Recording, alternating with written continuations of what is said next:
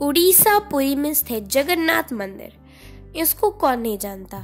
इस मंदिर से जुड़ी आपने कई सारी बातें सुनी होंगी, लेकिन दोस्तों इस मंदिर से जुड़ी एक ऐसी बात है जो आपको आश्चर्यचकित कर देगी।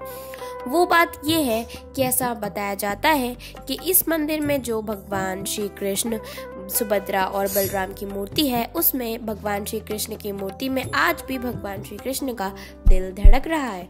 तो अब इसके पीछे की पूरी कहानी क्या है, ये सब कैसे हुआ, ये मूर्ति कैसे बनी, आज की इस वीडियो में हम वही जानेंगे। तो अगर आप भी जानना चाहते हैं इस वीडियो के अंत तक बने रहिएगा। चलिए अब कहानी की शुरुआत करते हैं। बहुत समय पहले की बात है। मध्य भारत में मालवा नाम का एक राज्य हुआ करता था, जिसके राजा इंद्रद्युम्न थे। इंद्रद्युम्न की माता का नाम सुमति और पिता का नाम भरत था। और दोस्तों ऐसा माना जाता है कि राजा इंद्रद्युम्न भगवान विष्णु के बहुत बड़े भक्त थे। उनके मन में हमेशा यही इच्छा रहती थी कि किसी तरह बस भगवान विष्णु के साक्षात दर्शन हो जाएं, उनका जीवन सफल हो जाएगा। एक बार एक ज्ञानी ऋषि राजा इंद्रद्युम्न के महल में आ पहुंचे और राजा इंद्रद्युम्न से कहने लगे कि हे राजन, तुम तो भगवान विष्णु के बहुत बड़े उपासक हो, लेकिन क्या तुम उड़ीसा में पूजे जाने वाले भगवान विष्णु के दिव्य रूप नीलमाधव के बारे में कुछ जानते हो? ऐसे शब्द सुनकर राजा इंद्रद्युम्न कहने लगे कि हे ब्राह्मण, मैं तो इस विषय में अभी भी अज्ञानी रहा हूँ, लेकिन अगर आप इस बारे में कुछ जानते हैं तो कृपया मुझे बताएं कि मेरे आराध्य देव के इस दिव्य रूप को उड़ीसा में कहाँ पूजा जाता है।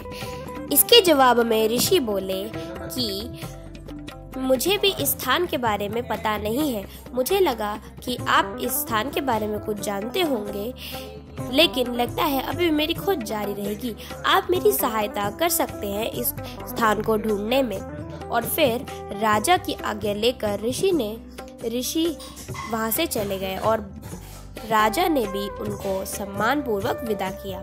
ऋषि के जाते ही राजा ने तुरंत अपने मुख्य पुजारी के भाई विद्यावती को बुलाया और यह आदेश दिया कि वह जाके पता लगाए कि उड़ीसा में कौन से स्थान पर भगवान विष्णु के इस रूप की पूजा की जाती है। और आदेश मिलते ही विद्यावती चल पड़े उड़ीसा और वहां जाकर उनको अपने गुप्तचरों से पता चला कि सबर कबीले के लोग हैं जो भगवान विष्णु के इस रूप की पूजा करते हैं। तो जब यह बात विद्यावती को पता चली तो वह चल पड़े सबर कबीले के मुखिया विश्ववासु के पास और उसने विश्ववासु से विनती की कि वह उसे वहां ले जाए जहां भगवान विष्णु के इस रूप की पूजा होती है।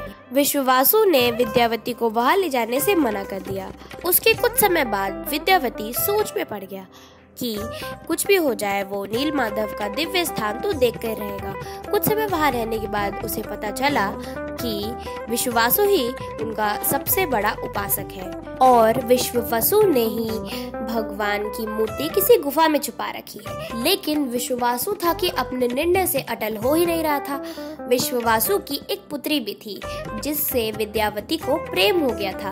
उसके कुछ समय बाद विद्यावती का मुखिया की बेटी से विवाह भी हो गया। फिर कुछ समय बीता और फिर विद्यावती ने अपनी पत्नी यानी कि मुखिया की बेटी से कहा कि वह अपने पिता से बोले कि वो नीलमाधव के दर्शन विद्यावती को करा दे। और मुखिया की बेटी ने भी अपने पत्नी धर्म का पालन करते हुए अपने पिता से विनती की कि वह उसके पति विद्यावती को नीलमाधव के दर्शन करा दे।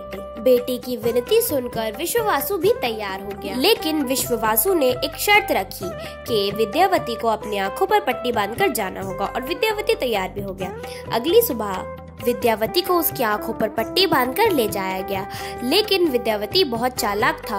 उसने रास्ता याद रखने के लिए रास्ते में छोटे छोटे कंकड़ डालता गया और अगले दिन वह उन्हीं कंकड़ की मदद से भगवान की मूर्ति तक पहुंच गया और उसने वह नीलमाधव की मूर्ति चुरा ली और राजा इंद्रद्युम्न को दे दी।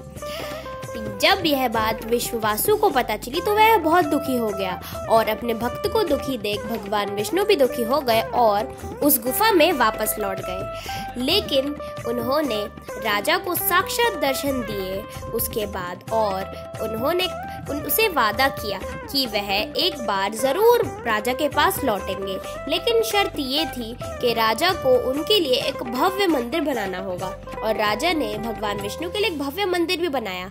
और जब भगवान विष्णु से उन्होंने उस मंदिर में विराजमान होने को कहा, तब भगवान विष्णु ने उत्तर दिया कि पुरी के समंदर में एक लकड़ी का टुकड़ा तैर रहा है, तुम उसी लकड़ी के टुकड़े को लेकर आओ और उससे मेरी मूर्ति बनाओ।